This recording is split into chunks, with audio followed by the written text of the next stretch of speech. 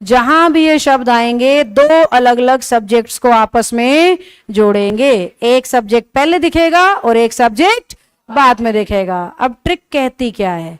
Trick कह रही है ये सारे शब्द ना कभी भी सब्जेक्ट नंबर 2 की बात नहीं करते, हमेशा वर्ब सब्जेक्ट नंबर 1 के हिसाब से लेते हैं। तो हमारे बच्चे को बस इतना ही पता होना चाहिए कि अगर मेरी इंग्लिश की लाइन में इनमें से कोई भी शब्द आएगा तो मुझे सब्जेक्ट नंबर 2 से मतलब ही नहीं है, मैं सब्जेक्ट नंबर 1 के हिसाब से हमेशा क्या लगाऊंगा।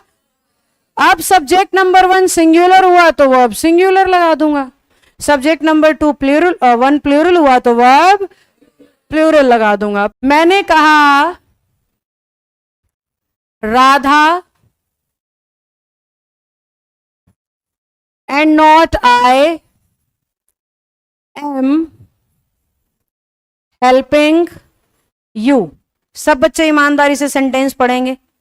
ये आपका पहला काम होता है पेपर में, ये पता लगाना कि नियम कौन सा है।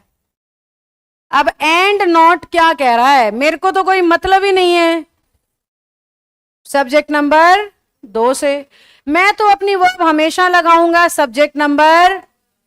अब राधा को इंग्लिश में एम कहते हैं क्या? राधा के लिए क्या लगना चाहिए?